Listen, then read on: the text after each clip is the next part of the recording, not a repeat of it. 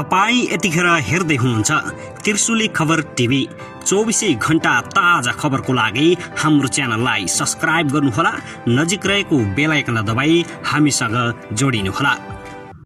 Paris डाँडामा नेकपा माओवादी केन्द्रको स्थायी कमिटी बैठक जारी। 4 वर्ष बाँकी हुँदै राष्ट्रिय सभा छाडेर नारायण काजी श्रेष्ठ र वामदेव गौतम प्रतिनिधि सभामा उठ्लान् त। यसबारे सम्पूर्ण जानकारी। माओवादी केन्द्रको स्थायी कमिटी बैठकले के निकाल्यो एजेन्डा। वामपन्थीहरूको उपगठबन्धनको तयारीले सत्तारूढ गठबन्धनको भविष्यमाथि प्रश्न। एसपीपी बारे अमेरिकालाई पत्र नपठाउनु अँध्यारो कुनामा खिचडी पाक्दै। वामपन्थी पार्टीहरू शक्ति केन्द्रित गर्दै समाजवादी केन्द्र बनाउँदा बार्गेनिङ पावर बढ्ने। यो देश गठबन्धन मात्रको हो जस्तो भइरहेको छ। नेकपा एमाले अध्यक्ष केपी शर्मा ओलीको भनाई। स्थानीय निर्वाचनमा दलीय उम्मेद्वारले पनि हालेनन् आफैलाई मत। पत्रकारलाई निडर भएर कलम चलाउन ओलीको निर्देशन। एमसीसी पछि नेपाल सरकारलाई कार्ड फेकेको। अमेरिकाले एसपीपी पास नहुँदा एकाएक अमेरिकी सहायक मन्त्री लु आज नेपालमा। के भयो त कुराकानी। यसबारे सम्पूर्ण जानकारी। किन आए लु नेपालमा, के एमसीसी सैन्य गतिविधि हो त, यसबारे पनि सम्पूर्ण जानकारी। र चुनाव घोषणा अगाडि टिकट बाँडफाँडलाई लिएर काङ्ग्रेसभित्र दाउपेच। शेखर कोइराला पछि भन्छ माओवादीलाई भने जति मत दिन सकिँदैन। निर्मला हत्याका 4 वर्ष पुरा। 110 जनाको डिएनए परीक्षण। 635 जनासँग सोधपुछ। अहिलेसम्म पत्ता लागेन हत्यारा।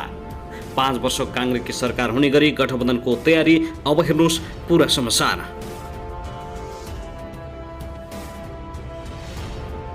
दर्शक महानुभाव नमस्कार, तपाईहरूलाई हार्दिक स्वागत छ हाम्रो च्यानल त्रिशुली खबर टिभीमा। यदि हाम्रो च्यानललाई अहिलेसम्म सब्स्क्राइब गर्नुभएको छैन भने सब्स्क्राइब गरी नजिक रहेको बेल आइकन दबाई हामीसँग जोडिनुहोला। दर्शक महानुभाव फेरि पनि हामी तपाईहरू माझ निकै महत्त्वपूर्ण अपडेटका साथ उपस्थित भइसकेका छौँ। यो भिडियोलाई अन्तिमसम्म हेरी हामीले साथ दिनुहोला। दर्शक महानुभाव हाम्रो मेहनतको लागि एउटा सानो लाइक गर्न भनी नभुल्नुहोला। कहाँदेखि हेर्दै हुनुहुन्छ, के भन्न चाहनुहुन्छ, तपाईँको मनमा लागेका प्रतिक्रिया अवश्य पनि कमेन्ट गर्न नभुल्नुहोला। दर्शक महानुभाव के तपाईँ हाम्रो च्यानलमा नियमित श्रोता हुनुहुन्छ? यदि नियमित हुनुहुन्छ भने तल कमेन्ट बक्समा नियमित अथवा रेगुलर लेख्नुहोस्। यदि तपाईँ नयाँ हुनुहुन्छ भने सब्स्क्राइब गरी जोडिनुहोस्, ताकि नयाँ अपडेटका साथ हामी तपाईहरूमाझ हरपल उपस्थित हुने गर्दछौँ। हाम्रा अपडेटहरू तपाईँहरूलाई के कस्तो लागिरहेका छन्, सल्लाह सुझाव प्रतिक्रिया कमेन्ट बक्समा छोड्न नभुल्नुहोला। दर्शक महानुभाव आउनुहोस् अब पहिलो खबरतर्फ लागौँ। नेकपा माओवादी केन्द्रको स्थायी कमिटी बैठक जारी छ। पार्टी केन्द्रीय कार्यालय पेरिस डाँडामा बिहान 9 बजेदेखि बैठक सुरु भएको हो। बैठकमा पदाधिकारी चयन र स्थायी कमिटीलाई पूर्णता दिने विषयमा छलफल भइरहेको पार्टीका अध्यक्ष पुष्पकमल दाहाल प्रचण्डको सचिवालयले जानकारी दिएको छ। त्यस्तै निवर्तमान अर्थमन्त्री जनार्दन शर्माको विषयमा पनि छलफल भएको बताइएको छ। यससँगैको केन्द्रीय कमिटी बैठकले स्थायी कमिटी र पोलिटी ब्युरो गठन गरेको थियो। बैठकले पदाधिकारी चयनको जिम्मेवारी अध्यक्ष प्रचण्डलाई नै दिएको थियो। सोही विषयमा छलफल गर्न प्रचण्डले स्थायी कमिटी बैठक बोलाएका हुन्। पार्टीभित्र सङ्घीय निर्वाचन अगाडि नै पदाधिकारी चयन गरिसक्न प्रचण्डमाथि थप दबाव बढेको छ। दर्शक महानुभाव त्यसगरी बजेटका करका दर हेरफेर प्रकरणबारे छानबिन गर्न गठित संसदीय छानबिन विशेष समितिले आज बिहीबार प्रतिवेदन लेखनलाई अन्तिम रूप दिने तयारी गरेको छ। पूर्व अर्थमन्त्री जनार्दन शर्मामाथि छानबिन गर्न गठित सो समितिको थपिएको म्याद आज सकिँदैछ। आज राति अबेरसम्म प्रतिवेदनको काम सकेर भोलि बुझाउने समितिले तयारी गरेको समितिका सचिव सुरेन्द्र अर्यालले जानकारी दिएका छन्। आज बिहीबार मध्याह 12:30 बजे समितिको औपचारिक बैठक बस्दैछ। त्यसअघि सर्वसम्मत प्रतिवेदन तयार गर्न सांसदहरूबीच अनौपचारिक छलफल हुने पनि बताइएको छ। औपचारिक र अनौपचारिक रूपमा छलफल भइरहेकाले सर्वसम्मत प्रतिवेदन बनाउने प्रयास भइरहेको सचिव अर्यालले जानकारी दिएका छन्।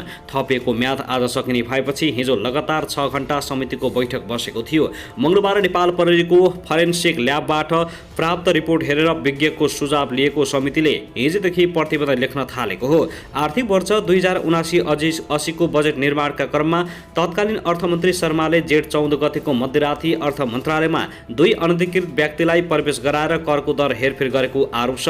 22 असारमा गठन भएर 1 साता पछाडि काम सुरु गरेको समितिले तोकिएको 20 दिनभित्र निष्कर्षमा पुग्न नसकेपछि साउन 5 मा 7 दिन म्याद थपिएको थियो।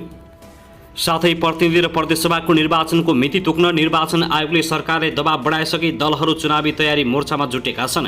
स्थानीय तहको निर्वाचनमा 5 दलीय सत्तारूढ गठबन्धनबाट होमिएका कम्युनिस्ट घटकका अन्य दलहरूले चुनावी मोर्चाको प्रयास गरेका हुन्। वामपन्थी एकता गराउने भन्दै माओवादी केन्द्रका अध्यक्ष प्रचण्ड दाहाल, नेता नारायणकाजी श्रेष्ठ, एकीकृत समाजवादीका अध्यक्ष माधव नेपाल, सम्मान नेता झलनाथ खनाल, नेकपा राष्ट्रिय एकता अभियानका संयोजक वामदेव गौतम, जसपा संघीय परिषद अध्यक्ष डाबाबुराम भट्टराई लगायत शीर्ष नेताहरू छलफलमा लागिरहेका छन्। उनीहरूले आगामी मङ्सिरमा हुने भनिएको प्रतिनिधि सभाको निर्वाचनमा एउटै घोषणापत्र र एउटै चुनाव चिन्हबाट चुनाव लड्नेसम्म सघन छलफल गरिरहेका छन्।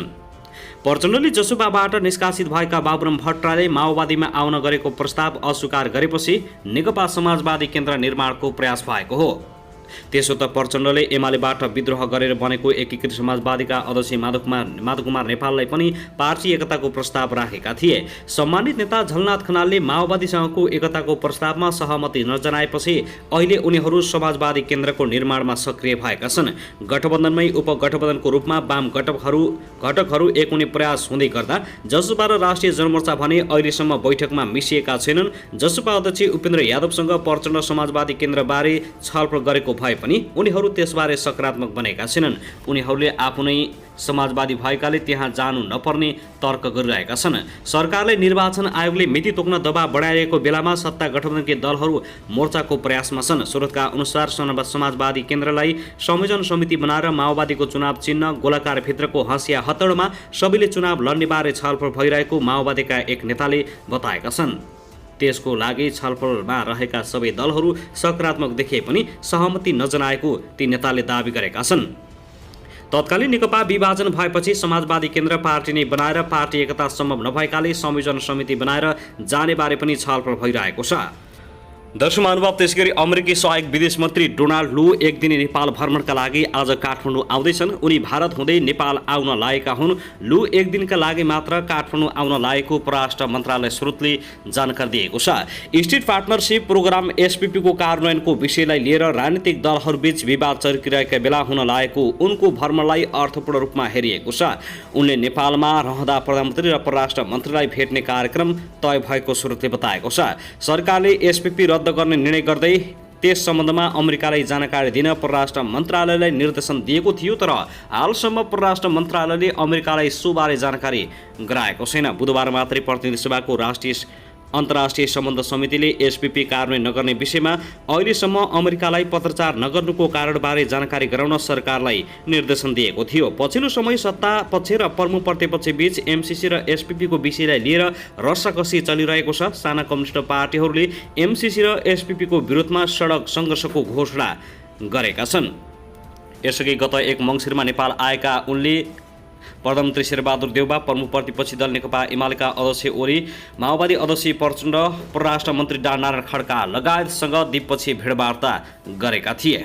दर्शक महानुभाव, त्यसैगरी पत्रकार खेम भण्डारीले राष्ट्रिय स्वतन्त्र पार्टीका संयोजक रवि लामिछाने निर्वाचन लड्ने क्षेत्रबाट उम्मेदवारी दिने घोषणा गरेका छन्। भण्डारीले सामाजिक सञ्जाल फेसबुकबाट आगामी सङ्घीय चुनावमा लामिछाने निर्वाचन लडेको क्षेत्रमा उम्मेदवारी दिने घोषणा गरेका हुन्। अन्ततः रवि लामिछाने विरुद्ध सङ्घीय चुनाव लड्ने निर्णयमा पुग्यो।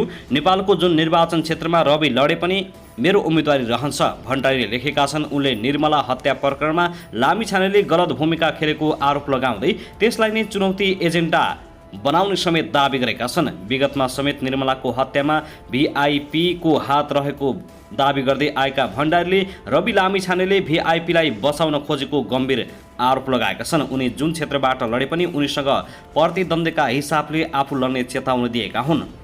दर्शक महानुभाव, त्यसैगरी नेकपा एमालेका अध्यक्ष केपी शर्मा ओलीले देश र जनताको पक्षमा निडर भएर कलम चलाउन पत्रकारहरूलाई आग्रह गरेका छन्। झापाको वीरता मोडमा प्रेस चौतारी आबद्ध पत्रकारसँगको भेटघाट कार्यक्रममा उनले देशमा असत्य, छलकपट र षड्यन्त्र हावी हुँदै गएको दावी गर्दै सत्यको पक्षमा लेख्न प्रेस जगतलाई आह्वान गरेका हुन्। व्यथितिलाई रोक्न सत्यका पक्षधर कलमकर्मी निडर भएर मैदानमा उत्रनुपर्छ उनको भनाइ छ। नेकपा एमालेलाई एक्लाउने निषेधको राजनीति नेपालमा भइरहेको उनको आरोप छ। उनले यो देश गठबन्धनको मात्र हो जस्तो भइरहेको टिप्पणी गरेका छन्। अध्यक्ष ओलीले सञ्चारकर्मीले देश, जनता र लोकतन्त्रप्रति वफादार भएर सत्य लेखिदिन आग्रह गरेका छन्। पूर्वजले ज्यान दिएर जोगाएको देश र जनताको बलिदानबाट प्राप्त लोकतन्त्रको रक्षाका लागि पत्रकार जगतले संवेदनशील, सचेत र दृढ भएर कलम चलाउनु पर्ने ओलीको भनाइ छ। दर्शकमानवाद त्यसैगरी प्रजातान्त्रिक गणतन्त्र कङ्गोको अशान्त उत्तर पूर्वी क्षेत्रमा संयुक्त राष्ट्र सङ्घले तैनात गरेको शान्ति सेना विरुद्ध बढ्दै गएको आम असन्तोषले सोमबार हिंसात्मक रूपमा झडप भयो। उत्तरी किबु प्रान्तको मुख्य सहर गोमामा स्थानीय देशमा तैनात संयुक्त राष्ट्रसङ्घीय मिसन विरुद्ध उत्रेदा दुवैतर्फका 15 जनाको मृत्यु भएको छ। कङ्गोमा तैनात प्रजातान्त्रिक गणतन्त्र कङ्गोमा united nation organization stabilization mission in ERDR Congo मेनस्कोले सशस्त्र समूहहरूको दशकको पुरानो लडाईँ रोक्न असफल भएको आरोप लाग्ने गर्छ। संयुक्त राष्ट्रसङ्घले बताए अनुसार प्रदर्शनकारीहरूले कङ्गोली पुलिसबाट हतियार खोसेर शान्ति सेनामाथि गोली चलाएका थिए। तिनले मुख्यालयमा ढुङ्गा र पेट्रोल बम प्रहार हानेको र मुख्यालयमा लुटपाट समेत गरेको जनाएको छ। संयुक्त राष्ट्रसङ्घका महासचिवले हिंसाको कडा शब्दमा निन्दा गरेको सङ्गठनका एक प्रवक्ताले विज्ञप्ति मार्फत जानकारी दिएका छन्। उनले संयुक्त राष्ट्रसङ्घका शान्ति सैनिक विरुद्ध निर्देशित कुनै पनि आक्रमण युद्ध अपराध हुन सक्ने कुरामा जोड दिएका छन् र कङ्गोली अधिकारीहरूलाई घटनाको छानबिन गर्न दोषीहरूलाई तुरुन्त न्यायको दायरामा ल्याउन आह्वान गरेका छन्। संयुक्त राष्ट्रसङ्घ सहप्रवक्ता फौरान हकले जानकारी दिएका छन्।